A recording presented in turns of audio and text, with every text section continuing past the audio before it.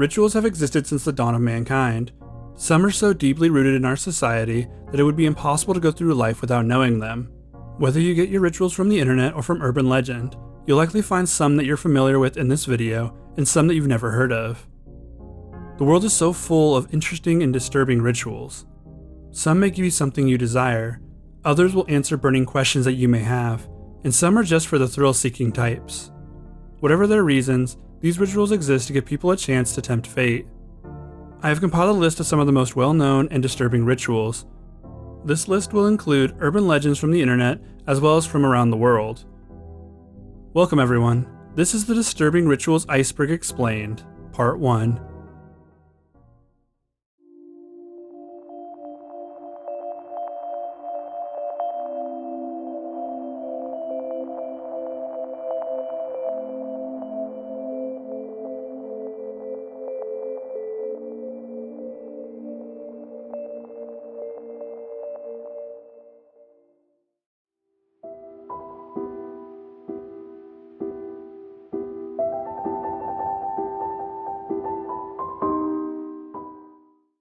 The Dark Reflection Ritual is a very simple ritual.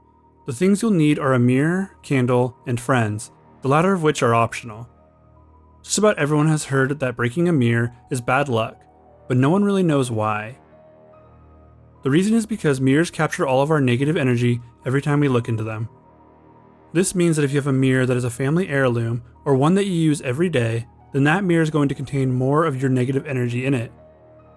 This makes the mirror the most important part of the ritual. The first thing you need to do is stare into the eyes of your reflection for a few seconds. This will transfer the rest of your negative energy before you begin. Then you must lean forward and breathe onto the mirror and fog it up. This is done to link yourself to the mirror and thus the negative energy. After that is done, you need to light the candle and hold it up to the mirror. You need to leave a burn mark on the mirror. This agitates the negative energy. The burn doesn't need to be severe, just a black spot is enough. The longer you hold the candle to the mirror, the more agitated the negative energy will become. The final step is to break the mirror. This will release the negative energy, and you'll want to immediately leave the area. Normally the negative energy would only stay in the proximity of the broken mirror, but since you've done this ritual, it will now follow you. If you've done this ritual alone, then all of the negative energy will now be following you.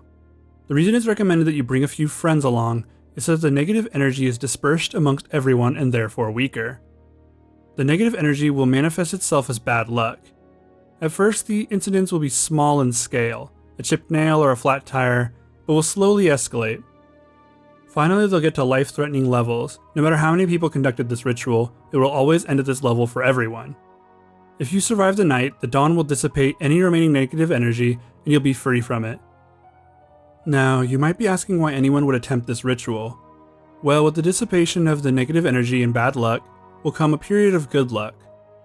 Say you're about to take a final exam and just needed a little luck for it. Those who have done this ritual have reported being blessed with good luck beyond what they expected. Those who you are attracted to will suddenly also start to show interest. That job interview? Well, you just nailed it. So, what's stopping you from trying this?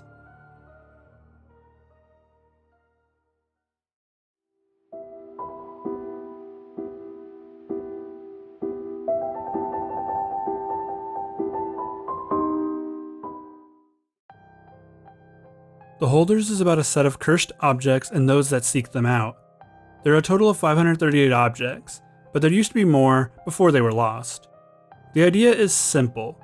One must simply only go to a special institution and it can challenge a holder for the object. Each trial varies from object to object, but all are pretty horrifying. Failing the acquisition of any object is usually fatal. Just as each object's trial is different, so are the effects of said object. Some are pretty useful, while others are clearly designed only for malicious intent. This makes each item something to fear. The objects must never come together. It's said that if they ever did all come together, that it could mean the end of the world. The objects, as powerful as they are not able to coalesce without help. The objects then entice people to search them out. The ones that do are known as seekers, and they seek the objects for various reasons. The main three are for power, reunion, or for separation. Their reasons may be their own, but most are changed by their quest. The seekers are those that seek out the objects of power, while those that have them are called the holders. A seeker can enter any holder's domain and take a trial for the object. Sometimes if they fail, they will take the holder's place. Other times they will be trapped forever. The most common outcome, though, is death.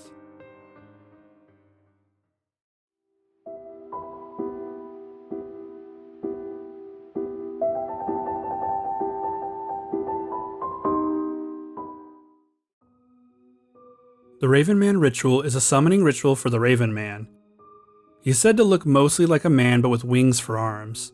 He is also said to have completely white eyes.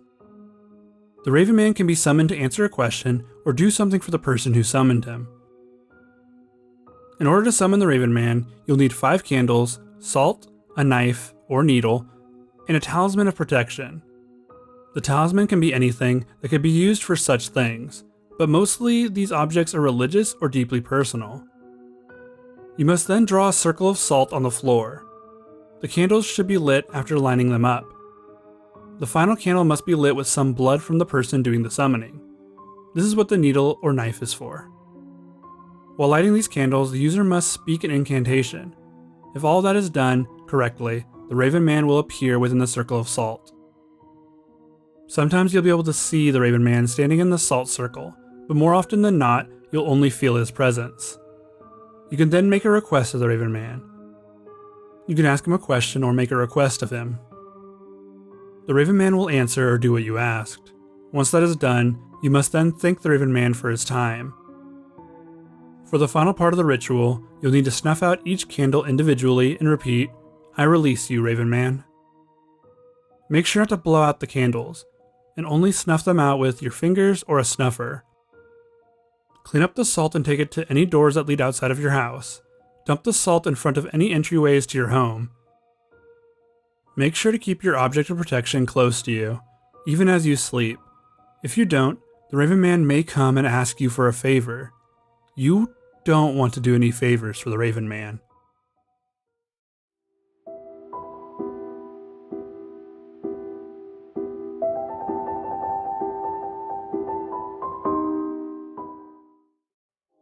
The Black Phone ritual is one that requires some harder to find objects than some other rituals on this iceberg.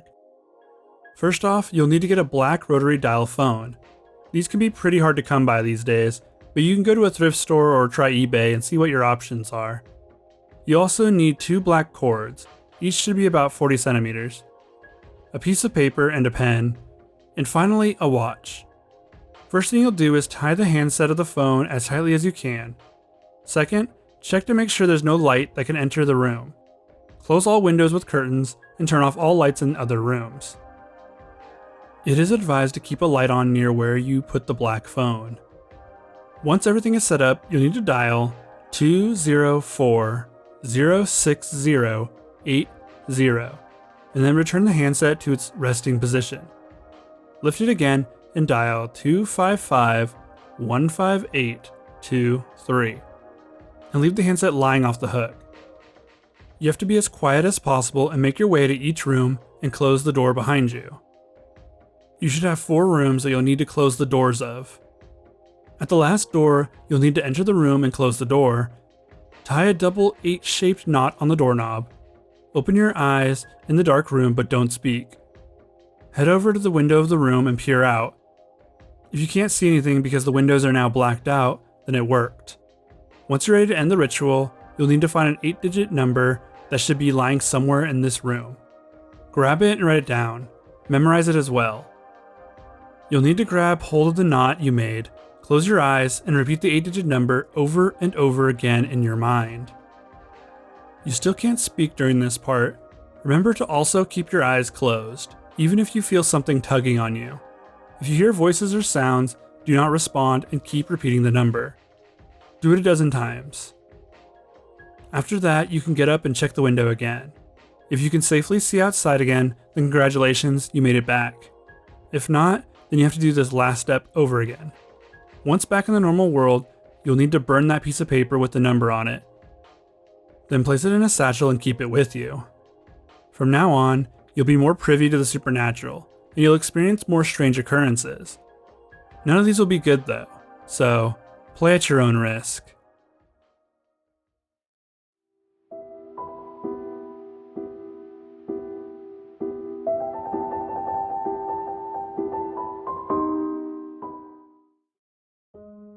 Bloody Mary is a very popular ritual conducted here in the US.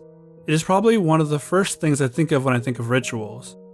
The ritual is simple and ties very heavily to children, as they're the demographic for it. Bloody Mary is an entity that exists in a world beyond our mirrors. To see Bloody Mary, you just have to say her name 3 times in front of a mirror in a dimly lit or totally dark room. You can be alone or with a group. The Bloody Mary ritual is very popular with preteens. The game doesn't give you anything in return other than seeing the figure in the mirror. This was done more as a test of courage than a ritual to obtain knowledge, luck, or power. After you say her name 3 times in front of the mirror, it's said that she will appear. There's a few interpretations of what will happen after you see her, though. Some say that she will curse you for the rest of your life, or 7 years as if you broke the mirror. Other interpretations say that she will claw out the eyes of anyone who summons her. Others claim that she will simply appear and scare everyone. The final claim is that she will pull those that summon her into the mirror world with her. Bloody Mary is a game that just about anyone can play, so why not give it a try?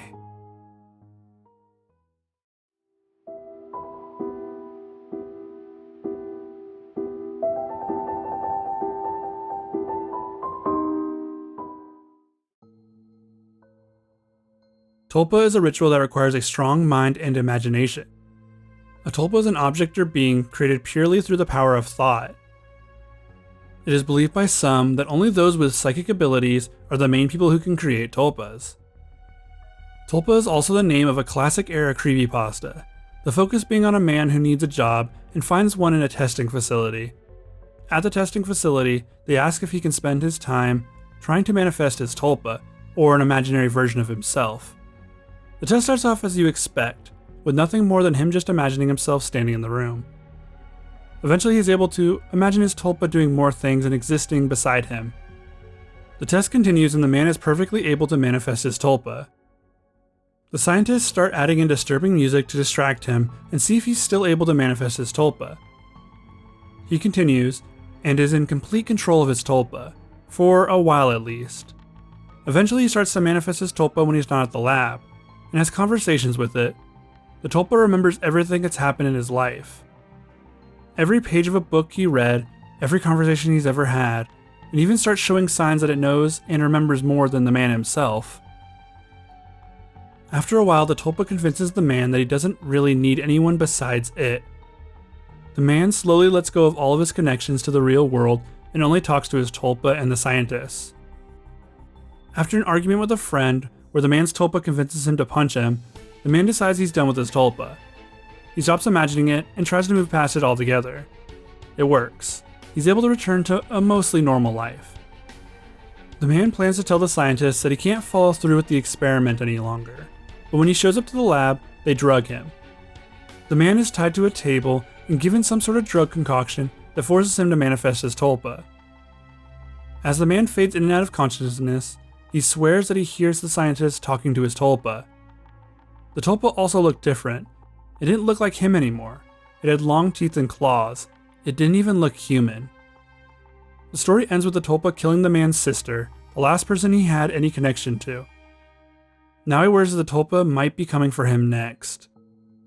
Tulpas outside of this story are seen as possibly malevolent, though there are more stories that point to it becoming as evil as the thoughts of a deluded man. In a story by spiritualist Alexandra David Neal, she says that a tulpa with enough life force will become its own being. She claims to have created a tulpa that resembles a Friar Tuck-like monk. The tulpa became its own thing, but later had to be destroyed for reasons she doesn't specify. I could honestly make an entire video on what tulpas are and their cultural relevance, so I'm going to move on. Just remember that thoughts have power, and some may be more powerful than you can imagine.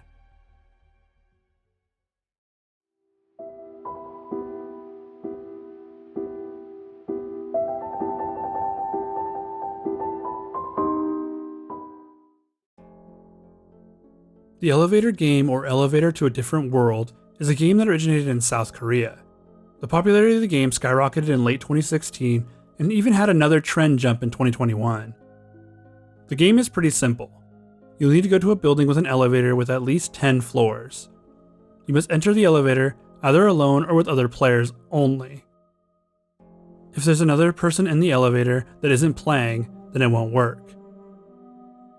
Press the button to get to the 4th floor, but don't get out here.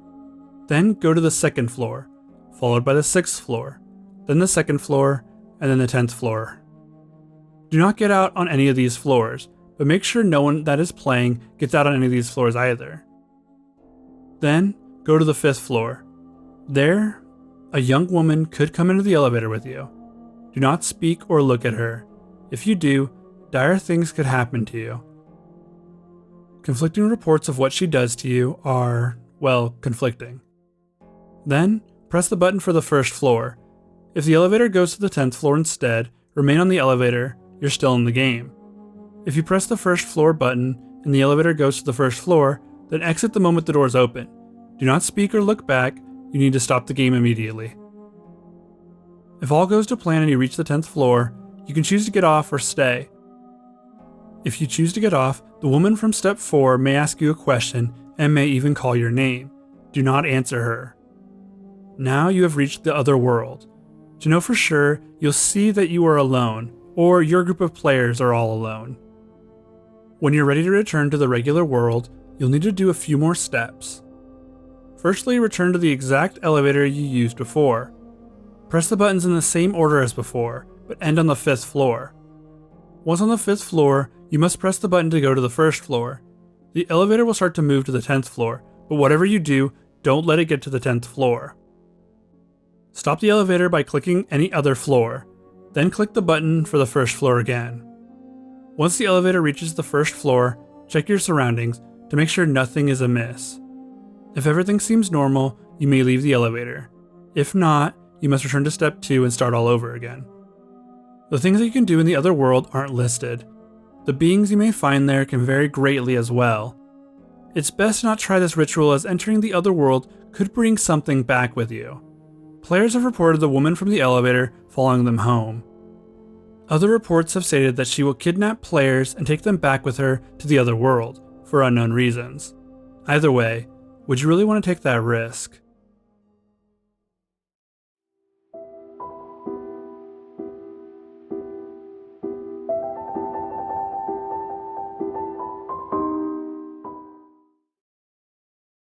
The Three Kings ritual is one that takes a lot of precise setup. It allows you access to another universe where you may ask any questions you like. If you want to attempt this ritual, this is what you'll need. A large, empty, and quiet room, preferably without windows, as you'll need the room to have zero light coming into it. Basements are highly recommended, but if you do have windows, you can just cover them completely. You'll need a candle and a lighter, a fan, a bucket of water, and a mug, 2 large mirrors, 3 chairs, an alarm clock, a cell phone, someone to help if things do go bad, and a small trinket that holds sentimental value to you. You'll have to begin setting up around 11 p.m. Firstly, arrange the chairs in your desired room, with the chair that you'll be sitting in facing north. Place the other 2 chairs in front of the first chair at an angle and exactly 1 arm reach away. You'll then place the mirrors on the chairs and make sure you can vaguely see your reflection if you stared straight ahead. You want to be able to see your reflection out of the corner of your eye only. Place the bucket of water just about an arm's reach away and a fan behind the chair you'll be sitting in. Set your alarm for 3:30 a.m. and make sure to charge your cell phone. You then need to just sleep and wake up at exactly 3:30 a.m. Wake up to your alarm, grab your sentimental object, and head straight for your chosen room. Light your candle and sit down, making sure the candle doesn't go out. You should check straight ahead and not look directly into either mirror. Now the game can begin. The chairs represent the king, the queen, and the fool. It'll be your job to figure out which mirror is which. You can ask any questions you want. Will you get that job promotion? Is the world going to end soon? What is the meaning of life? The question will be answered by either side. Some questions you may ask can also be asked back at you. The beings inside the mirror seem to know everything about you, and will make sure you know that. The game lasts for an hour and a minute. Once that's over, you can freely leave the room. Not a moment before, though. The exception being that you are pulled from the game by the person you had watched over you during your time conducting the ritual. When setting up this ritual, if anything seems wrong before you start, then abandon the ritual. If your alarm doesn't go off at exactly 3:30 a.m., if the door to your chosen room is closed when you left it open, if the fan inside the room is turned off, if any of these things happen, abandon the ritual, take your stuff, and leave your house. The things inside of the mirror may have found a way out. You'll be safe to return after 6 a.m. Before then, you may find yourself being dragged into their world.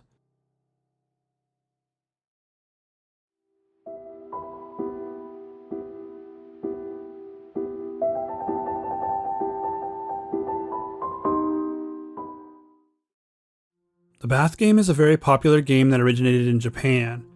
The bath game also goes by another name, Daruma-san. This game only requires a bathroom with a bathtub. To start, you must remove all of your clothing and climb into the bath after making sure all of the lights are off and the door is closed.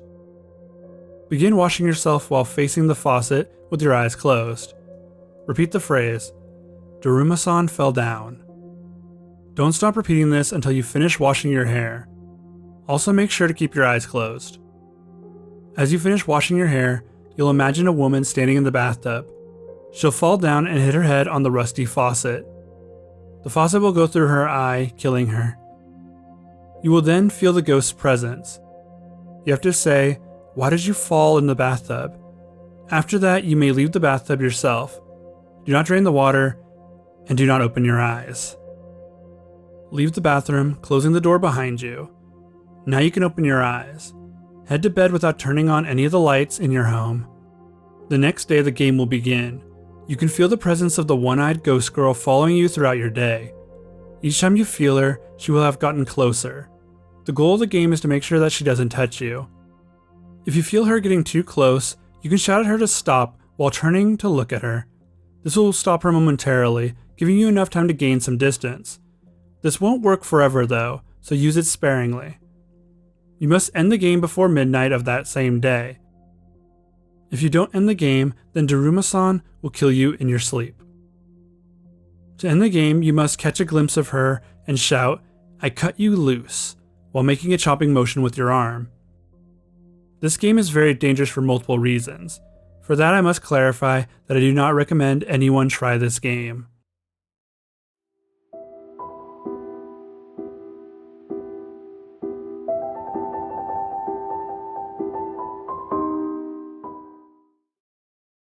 The Devil's Game is exactly what it sounds like, a ritual where you get to summon the devil and then play a game with him. This ritual, of course, comes with a bit of trepidation for most. The devil is known to cheat in almost any game he plays. This game isn't about how to sell your soul for something. No, there are other rituals for that. This one simply allows you to play a specific game with the devil, that game being the question and answer game. To start the ritual, you'll need very specific items. A full can of salt, better to have more than less. 7 candles, red or white preferably.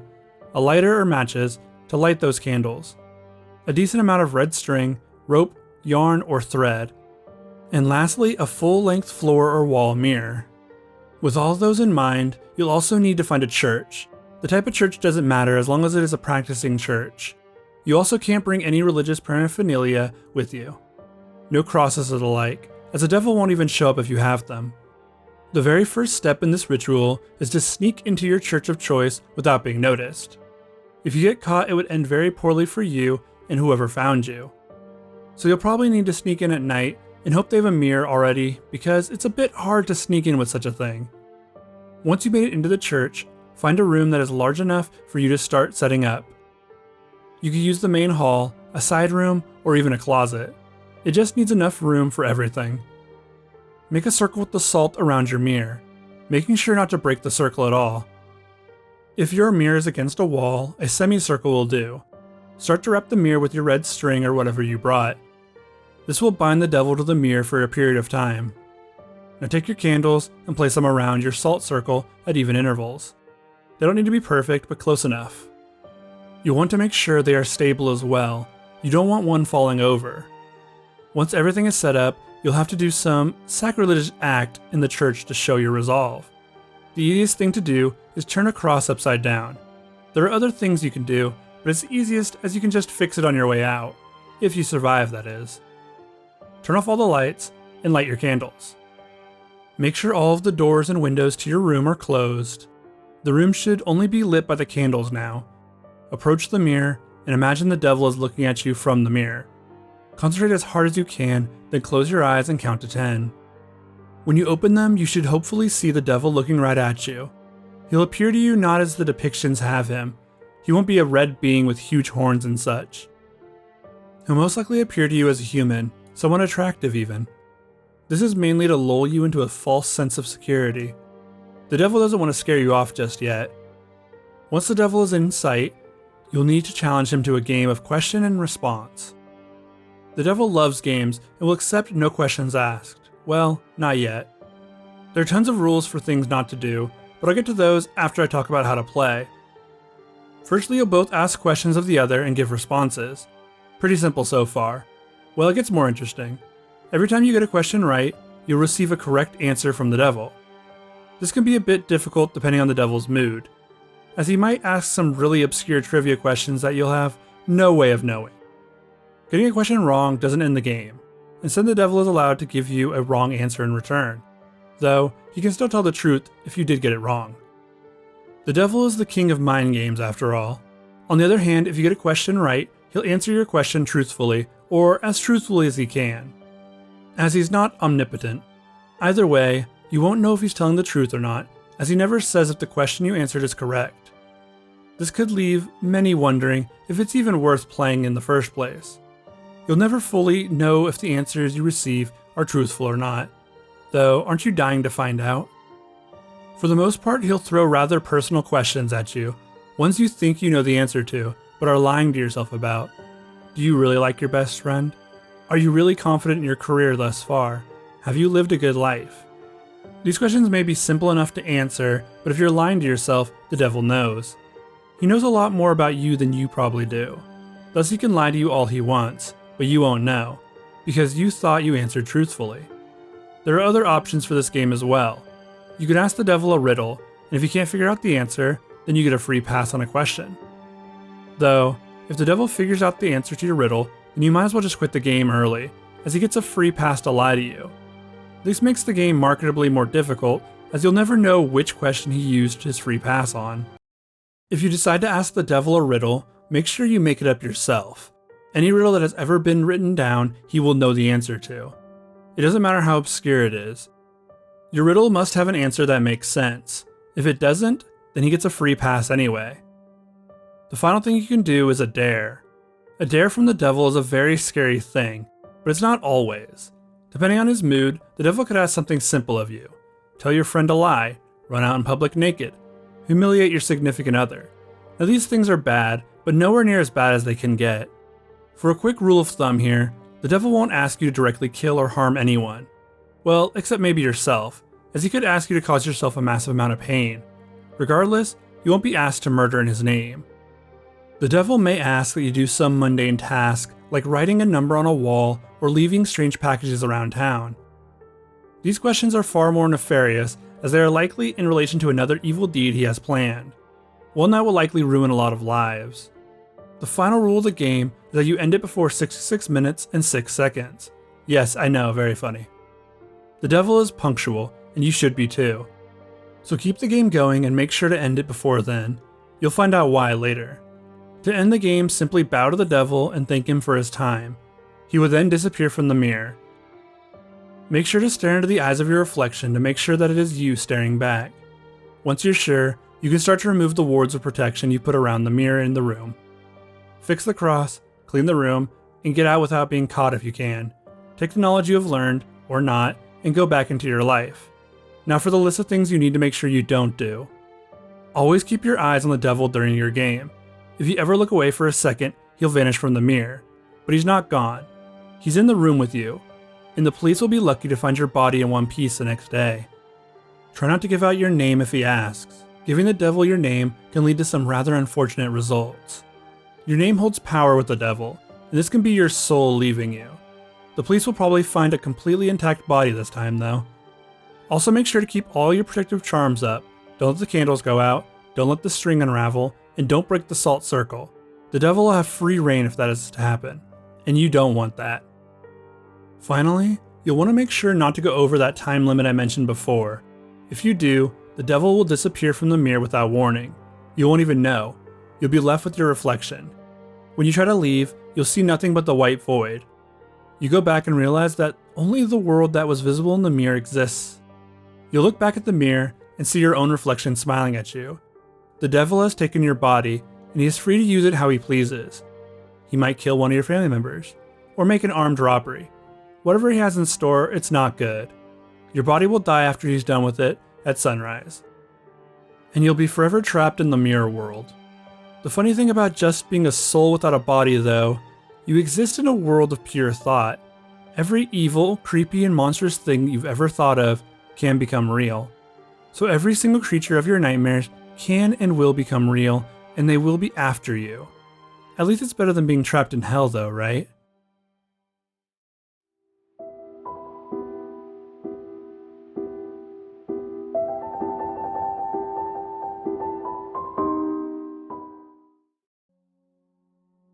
The Midnight Game is an old ritual that was used as a scare tactic in certain religions. That doesn't mean that it doesn't carry any actual weight though. The game can still be played to this day, if you're brave enough that is, though I do not recommend it. Obviously by the name, it must be midnight in order to play this game. Starting slightly before midnight works as well. Also, it must be midnight in your time zone. You can't play it according to Japan's time when you're in the US.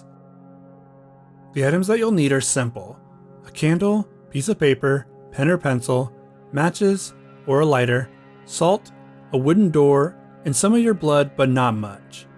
These items will be needed to initiate the game as well as play it. Step 1 is to write your name on the piece of paper.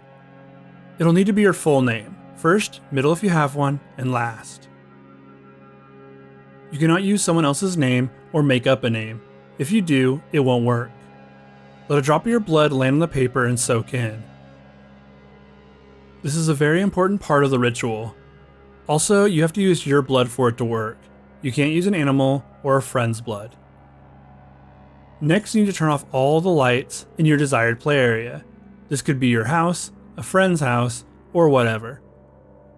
As long as you have at least one wooden door, it'll do. Take your paper with your name on it and place it in front of the wooden door. Light your candle and place it on the paper. Now knock on the door a total of 22 times. Make sure that it's midnight upon the final knock. Finally, open the door and blow out your candle.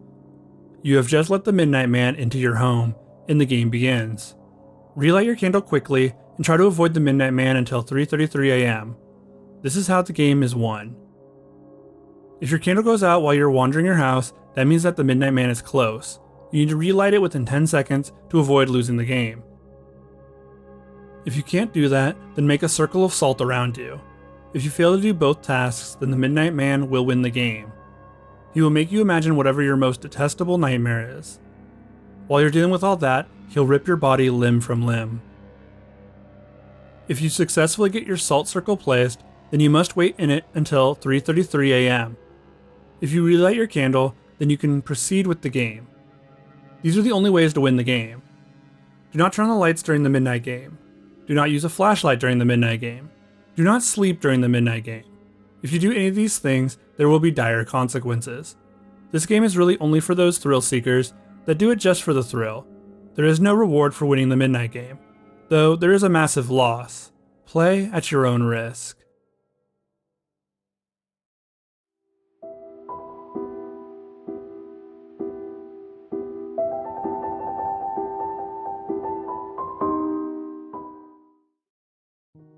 Ouija boards might be one of the most well-known occult rituals. You might not consider it a ritual, as it doesn't require much setup or your blood, but it is. A Ouija board allows you to speak with spirits, the dead, and demons. Ouija boards have been banned by religious groups, meaning this is the only ritual on this iceberg so far that has been banned. This could make it more exciting to some. The history of the Ouija board is a bit of a weird one. It started off as a novelty toy that supposedly answered players' questions with scary accuracy. It then became a tool for speaking with relatives that had passed, and was very popular during World War I, World War II, and the Vietnam War. The Ouija board wasn't seen as much more than a novelty toy until the release of The Exorcist. In The Exorcist, a young girl is possessed by a demon after using a Ouija board. This led to many religious groups banning the Ouija board and any other paraphernalia. There are many ways to use a Ouija board, but the most simple is to gather a group of friends and sit around the board. Turn down the lights, light some candles, and close all the doors and windows. This is more to set the mood than to play the game. Next, you'll need to pick a leader of your group. This person will ask all the questions. You and your other players all gather around the board and place your hands on the planchette. Your first question should be to ask if the spirit is with you. If it moves to yes, then that means it's ready for the rest of your questions. You can ask it anything you'd like, of course, but there are some basic questions that most people fall back on, such as, what is your name? When did you pass? How old are you? These questions usually get a quick and easy response, but not always. You can ask more personal questions, but don't expect a response in every case, and make sure to be polite with the spirits. For the most part, people have reported having a friendly chat with a spirit. They said thanks for the conversation and ended the session. Of course, there are myriads of stories of the opposite happening as well. Tables flying across the room, people finding strange marks on their bodies, and of course possession. It's hard to really know what'll happen unless you try it for yourself.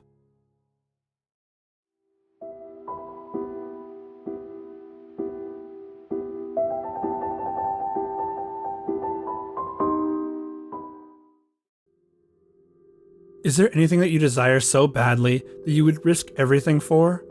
If so, you may be in luck. This is the ritual for you. It's called the 11 Miles Ritual. It is one of the more costly rituals because you'll need a car. First things first, make sure you have a car, and not something that is large or noticeable. You'll want something a bit more discreet. Also, a new car will work fine, but it most likely won't come out unscathed, so consider using something you don't mind getting a bit dirty or damaged. The road that you're looking for doesn't really exist. Not normally anyway. Instead, you'll have to find this road by manifesting it with your desires. Let me explain. You'll need to start driving at night. Imagine the thing that you want more than anything in the world, the reason you want to conduct this ritual in the first place. Let that be your guide to the road. Then, as if by magic, it'll appear. Now, depending on what your desire is, the road will be marked differently. If you're looking for love, you might find a rose by an unmarked road. If it's money, then maybe the sign will be like pure gold. What it manifests isn't important. The important part is that you found it. Now you can begin your arduous journey to make your dream a reality, whatever that may be. Important to note is how this whole thing works. You'll need to drive along this road for 11 miles. That doesn't sound so hard. Well, each mile has its own challenges and perils that might dissuade you. But just imagine your desire again and continue. Now let's begin the journey. The first mile is pretty simple. The air around you will get incredibly cold. You may turn on your heater during this mile. You'll also notice that you're driving through a very heavily forested area. Trees will surround the road on both sides. The second mile is more of the first, but now it will be almost too cold for you to bear, especially if you didn't turn on the heater. Do so now, or you might freeze to death before getting far. The third mile is when silhouetted figures will start to appear in the trees. Do not look directly at them. They might look human, but I can assure you that they are not. Instead, keep your eyes on the road. The fourth mile is when the voices will begin. You can hear them calling your name, or whispering your desire. Ignore them. They just want to distract you from finishing the ritual. On the fifth mile, you may experience a clearing with a lake, and the moon may start to glow. Do not look at them and continue on. Keep your eyes glued to the road, as it's the only protection from them. On the sixth mile is where the trees will return. This mile is the halfway point, but it's also when most surrender or lose. The night sky will now be devoid of stars. It'll just be a giant black abyss above you. Continue on the road, focus on your driving. The seventh mile will have the voices returning. This time you'll likely hear them from your back seat. You need to remain calm and keep your eyes on the road. Do not look behind you and do not respond to them. The 8th mile is where you'll need to slow down a bit. 30 miles was the constant speed you needed to maintain, but you need to slow a bit here. Do not stop though. You may see something moving around in the trees. It may howl. Do not let the car stop. On the 9th mile, your car will stall temporarily. You need to close your eyes and restart it as many times as it takes. Do not open your eyes. The voices will persist, and you may even feel something touch you. Keep driving once the car starts up. Do not open your eyes until the mile is complete. You'll know when the mile is done. Try to drive as straight as you can with your eyes closed. The 10th mile is when the voices will finally stop. Do not look in your rearview mirror at this time. You'll see the silhouettes again, and you may find them in your back seat now if you look. Seeing them gives them power. The 11th mile is when your car will finally lose power. Even though it doesn't have power, it will still continue moving. This is when you'll see a bright red light appear in the sky. Cover your eyes and do not speak during this mile. Keep your eyes covered until the car regains power and stops moving. Once it does, restart it and begin driving again. Then you'll find the ending of the road and the way out. Stop at the end and imagine the thing you most desire. Whatever it is will now manifest in some way. Now you're done with the 11 miles ritual. Congratulations, your resolve got you exactly what you wanted, but what now? Your whole life you wanted this thing, but now that you have it, you want more. Well, you can always turn your car around and start the 11 miles again. I mean, you completed it the first time. I'm sure you can do it again.